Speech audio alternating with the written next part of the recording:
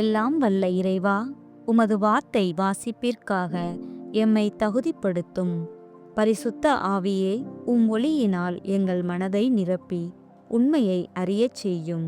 இன்று வாசிக்கும் இறை வார்த்தையை நாங்கள் ஆழமாக உள்வாங்கவும், இயேசுவின் வார்த்தைகளை பின்பற்றவும் தேவையான ஞானத்தை தந்தருளும். தந்தை, மகன், தூய ஆவியின் பெயராலே ஆமென். முதல் வாசகம். இதோ கன்னிப்பெண் கருத்தாங்குவார்.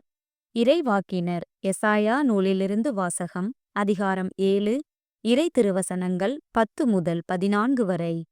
அந்நாள்களில் ஆண்டவர் ஆகாசுக்கு மீண்டும் தம் திருவாக்கை அருளிச் சொல்லியது. உம் கடவுளாகிய ஆண்டவர் உமக்கு ஓர் அடையாளத்தை அருளுமாறு கேளும். அது கீழே பாதாளத்திலோ மேலே வானத்திலோ தோன்றுமாறு கேட்டுக்கொள்ளும் என்றார். அதற்கு ஆகாசு, நான் கேட்க மாட்டேன், ஆண்டவரை சோதிக்க மாட்டேன் என்றார்.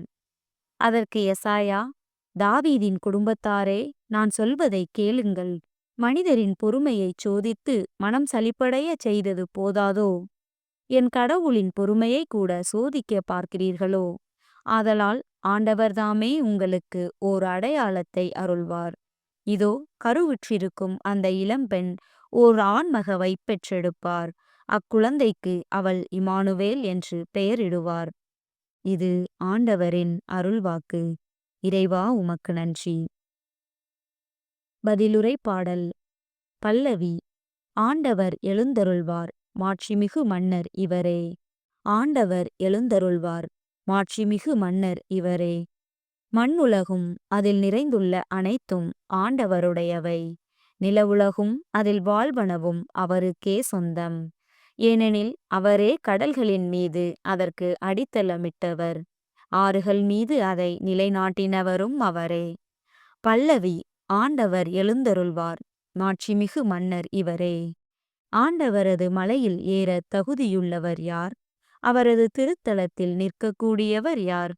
கரைபடாத கைகளும் மாசற்ற மனமும் உடையவர், பொய் தெய்வங்களை நோக்கி தம் உள்ளத்தை உயர்த்தாதவர்.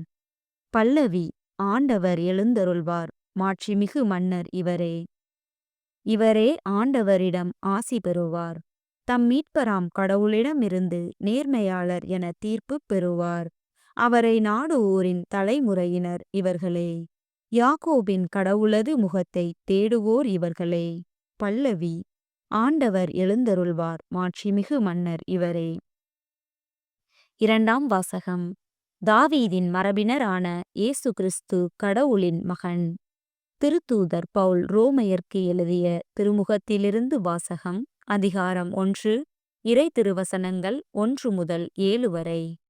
கடவுளின் அன்பை பெற்று இறைமக்களாக அழைக்கப்பட்டுள்ள ரோமை நகர மக்கள் அனைவருக்கும் இயேசு கிறிஸ்துவின் பணியாளனும் திருத்தூதனாக அழைப்பு பெற்றவனும் கடவுளின் நற்செய்தி பணிக்கென ஒதுக்கி வைக்கப்பட்டவனும் ஆகிய பவுல் எழுதுவது. நம் தந்தையாம் கடவுளிடமிருந்தும் ஆண்டவராம் இயேசு கிறிஸ்துவிடமிருந்தும் உங்களுக்கு அருளும் அமைதியும் உரித்தாகுக. நற்செய்தியை தருவதாக கடவுள் தம் இறைவாக்கினர் வழியாக ஏற்கனவே திருமறை நூலில் வாக்களித்திருந்தார். இந்த நற்செய்தி அவருடைய மகனை பற்றியதாகும். இவர் மனிதர் என்னும் முறையில் தாவீதின் வழிமரபினர், தூய ஆவியால் ஆட்கொள்ளப்பட்ட நிலையில் வல்லமையுள்ள இறைமகன். இவர் இறந்து உயிர்த்தெழுந்ததால் இந்த உண்மை நிலைநாட்டப்பட்டது. இவரே நம் ஆண்டவர் இயேசு கிறிஸ்து.